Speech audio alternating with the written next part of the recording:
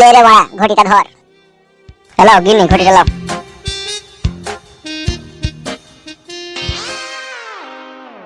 লে শাশুড়ি মাকে কাজের কথাটা বল। শাশুড়ি মা তাহলে তুমি করবে? তা বলো বাবা কি কইতে হবে না কইতে হবে সেটা বলো। তো শাশুড়িকে এমএলএ সাহেবের কাছে লিচো। যাবাতে চলো শাশুড়ি মা তাইলে খুব ভালো হবে। কি গো মা কি কোথায় নিয়ে যাবে? সব কথাতে ফুরুং কাটো কেন তুমি? এই মা তোমার মা দুদিন বেড়াইছিল তো আমার মাকে আবার কোথায় নিয়ে যাবা গো তুমি? এ মা কিছু উঠতে বকিস না। সব কটাই খাতে উপরে উপরে বইবে। ও বাপ জামাই ঝগড়া শান্তি করো না। কই চলো আমি দেখছি। এসো মা এসো। ভাগো।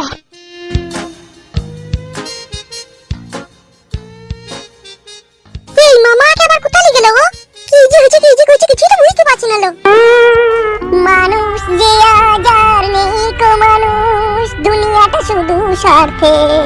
রাজনীতির ছলনায় জাত ভেদাভেদ ভুলে গিয়ে সবাই তো নিজের নিজের।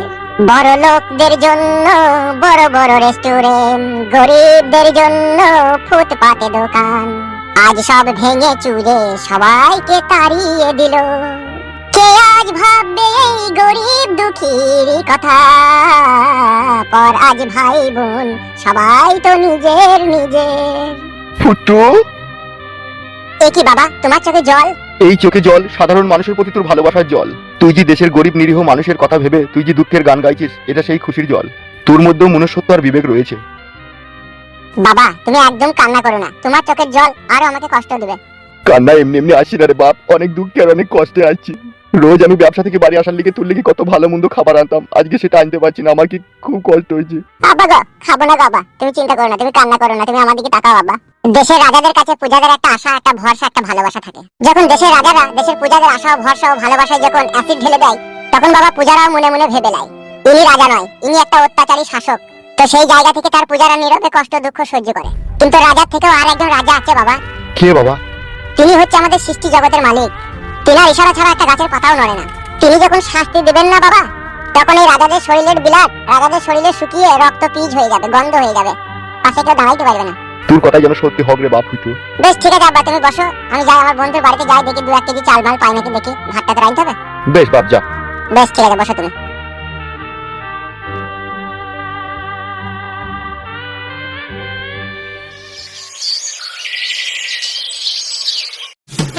বড় ভাইজান বাইরে থেকে কোনো মেয়েই পাইনি, তাই আমার শাশুড়িকেই নিয়ে এলাম। বাবা রে, একমাত্র আমার শাশুড়িই পারবে ওই নিরীহ দলকে মুছে ফেলতে। খাই কি রে তুই শাশুড়ি এত মোটা? রাগ করলি নাকি বললাম বুঝলে? ও এরকম কথা বলি না বড় ভাই, কাজের জন্য নিয়ে মাঝে মাঝে কথা বলি না, ও যা খায় খায়, অত দেখে তোমার লাভ নাই। এই কে বাসুদা, তোর শাশুড়ি যেহেতু রাগ করেনি তুই কেন রাগ করছিস বে? আমি কেন এত মোটা সেটা জানতে চাইছেন? আমি সকালে উঠে কাজু বাদাম আর কিশমিশ খাই, দেশি ছোলা সিদ্ধ আর টানা গুড় পাই করে খাই। দেখলি হবে বড় ভাই, খরচা আছে। আমার শাশুড়ির নাদুস নুদুস চেহারাটা দেখলে হবে না, বহুত কিছু ভিটামিন মেরেছে বলি এরকম হয়েছে। তোর শাশুড়ির স্বামী কি করে কি? শাশুড়ি স্বামী বলছি কেন, অমন ধারে বলার কি দরকার, বলতেই তো পারে কি তোর শ্বশুর কি করে কি। হ্যাঁ রে বানা, হ্যাঁ ওই হইল আর কি করে বল। পার্টি করে গো পার্টি করে। ও পার্টি যখন করে রাজনীতি সম্বন্ধে নিশ্চয়ই তোমার হালকা পাতলা কিছু না কিছু জানা আছেই। হ্যাঁ একটু আধটু আছে। ওই একটু আধটুটাকেই তোমাকে অস্ত্র হিসেবে কাজে লাগাইতে হবে। হ্যাঁ বলুন কি করতে হবে বলুন, আর আপনি আমাকে কত টাকা দিবেন সেটাও বলবেন। 5 লাখ ক্যাশ। তোমার কাজ হবে নিরীহ পার্টির যত গোপন কথা আমার কাছে পাঠাবে। ইলেকশন শুরু হওয়া 3 মাস আগে তুমি ওই দল থেকে বেরিয়ে চলে আসবে। পূজা কুকর্ম করবে তা সমাজের সামনে তুমি খুলে বলবে, আর ব্যাকে আমি থাকবো। এইভাবে ওই পার্টিটাকে আমি কাজ করতে চাই। তুমি কি এই কাজটা করতে পারবে? হ্যাঁ অবশ্যই করতে পারবো, সব করতে পারবো। ঠিক আছে, তুমি ওদের সাথে কথাবার্তা একটু ফাইনাল করে এসো, তারপরে তোমাকে আমি টাকাটা দেবো। আর এই সাদা কুকুর কালো কুকুর, জি বলেন। নিরীহ পার্টির পার্টি অফিসটা তুই শাশুড়িকে একটু দূর থেকে দেখিয়ে দিয়ে চলে আয়। ওদের সাথে একটু রসের কথা বলি, ওদের দলে ও ঢোকার একটু চেষ্টা করুক, তারপরে বাকিটা আমি বুঝিয়ে দেবো। ওকে থ্যাংক ইউ ভাই। তাড়াতাড়ি নিয়ে যা। চলো শাশুড়ি মা। হ্যাঁ এসো।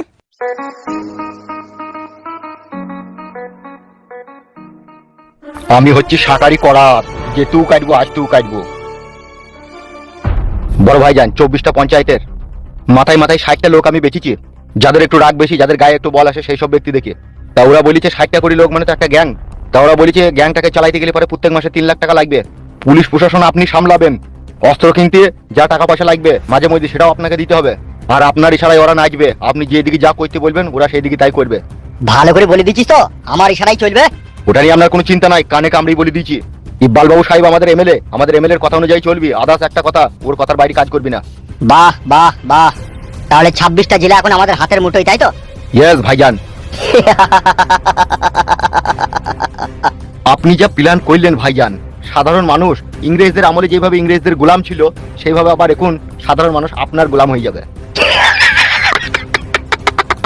সব বড় ভাইয়ের হুকুম। তাহলে টাকাগুলো কবে ওদের কাছে পৌঁছিয়ে দেবো? আজকে রাতেই পৌঁছে দিই। শাশুড়ি মা বলো। বলছি এই পর্যন্তই হচ্ছে আমাদের সীমারিকা, ইয়ার পরে আর আমরা যেতে পারবো না। এর পরে যদি এই সীমা পার হয়ে যায় তাহলে নিরীহ পার্টির লোক আমাদেরকে হয়তো গ্যাজার কেস দিয়ে দিতে পারে, দিয়ে জেলে ভরে দিতে পারে। বলো কে এলো? আমার জামাইকে গ্যাজার কেস দিয়ে জেলে ভরে আটকে রাখবে এমন কোনো জেলে কোনো তৈরি হয়নি। হাসালেন শাশুড়ি মা। সত্যি করে বলছি শাশুড়ি মা, বর্তমান এটাই এখন চলছে। সে কি চলছে কি না চলছে সে আমি বুঝে নেবো, এখন কি করতে হবে সেটা বলো। ও দেখো শাশুড়ি মা, নিরীহ পার্টি অফিস। ওইটা নাকি? জি শাশুড়ি মা, এবার আসল খেলাটা তোমাকে খেলতে হবে শাশুড়ি মা। শাশুড়ি মা গো, এই কাদা কুকু মাংমুকু মাঙের ছোড়া, তুই আবার কি গামাইতে শাশুড়ি মা বলছিস? এই তুমি আমার বন্ধু শাশুড়ি মা হইছিস, তাহলে আমারও তো হইছিস, সেই জন্যই তো বলছি। চুপ রে পিটিলি মুকু ছোড়া, তুই আমাকে মাসি বলে ডাকবি? হ্যাঁ হ্যাঁ ঠিক আছে ঠিক আছে, তাই বলবে বুঝলা শাশুড়ি মা, বলে কোনো চাপ নাই। ঠিক আছে তাই বলবো, রাগ করো না। মনে থাকে জানো? বেশ বেশ ঠিক আছে। বেশ ঠিক আছে, তোমরা যাও, আমি দেখছি আমি কি কদ্দুর কি করতে পারি, ঠিক আছে? বেশ ঠিক আছে শাশুড়ি মা, তাহলে যান।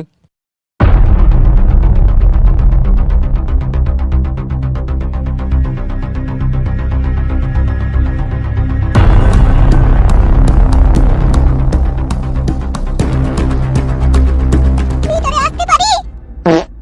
কি ব্যাপার, কে তুমি, কাকে দরকার? যখন কোনো মহিলা কোনো পুরুষ মানুষের কাছে দেখা করতে আসে নিশ্চয়ই কোনো না কোনো দরকার থাকে। সেইটাই তো জিজ্ঞেস করছি, কে তুমি? আপনি কে? আমি এমএলএ সাহেবের ডান হাত। এবার বলুন আপনি কে? আমি এমএলএ সাহেবের কোল বালিশ। কে তুমি, কোথায় থেকে এলে? বাবালো, ছোটবেলাকার প্রেমিকাকেও চিনতে পারছি না। এই কি কথাবার্তা, ছোটবেলাকার প্রেমিকা মানে? হাই রে কপাল মন্দ, চোখ থাকিতে অন্ধ। এখানে বসবো না পালাবো, কোনটা করবো বলো? কে তুমি, চিনতে তো পারছি না তোমাকে আমি। চিনতে পারছো না? তুমি আর আমি ক্লাস 2 এ পড়তাম। আমার নাম কমলা বেগম। কমলা বেগম? এবার নিশ্চয়ই চিনতে পেরেছো। আচ্ছা তোমার রোলটা কি 14 ছিল নাকি? এই দেখো এতগুলো বুঝতে পেরেছে। তা কমলা বেগম হঠাৎ করে এখানে কি মনে করে এলে? তুমি আমার ছোটবেলাকার বন্ধু। যখন আমি স্কুলে বাথরুমে পেশাব করতে যেতাম তুমি টিনের ফাঁক দিয়ে কি মারতে, মনে নাই তোমার?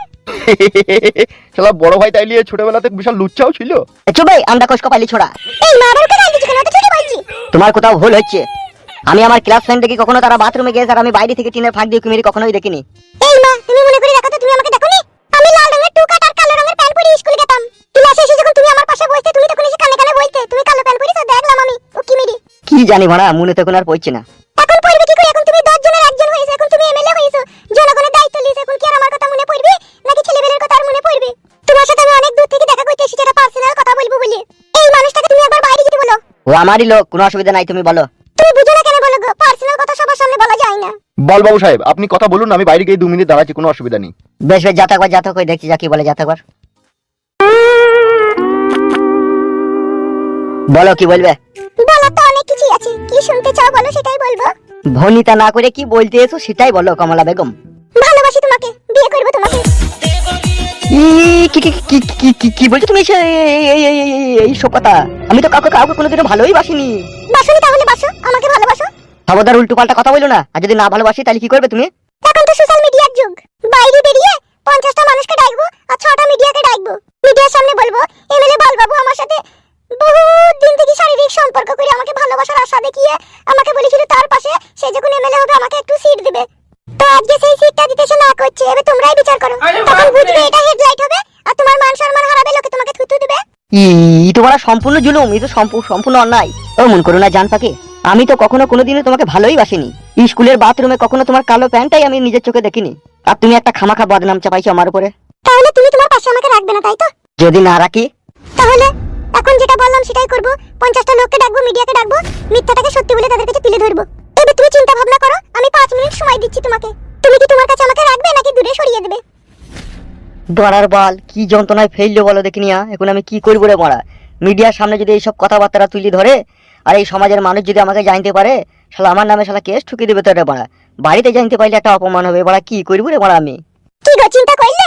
শুনো, তুমি যদি আমার সাথে সম্পর্ক করো তোমাকে আমি অনেক কিছু খাওয়াবো। প্রথম কথা হচ্ছে আমার জয়গুণের দুই পাশে দুটো যে তারের হাড়ি ঝুলছি, এই হাড়ির রস তোমাকে খাওয়াবো। তারপরে তুমি যখন খালি গায়ে শুবে তোমার পা থেকে মাথা অবধি আমি মেসেজ করে দেবো। তুমি যা বলবে আমি তাই শুনবো। সত্যি করি তো, মিছি করি তো? এই দেখো আমার মালাই রসটা একবার দেখো। দেখো। ভালো নয়? উড়ি বাবা রে, খাবো রে। তোমার লেগেই তো।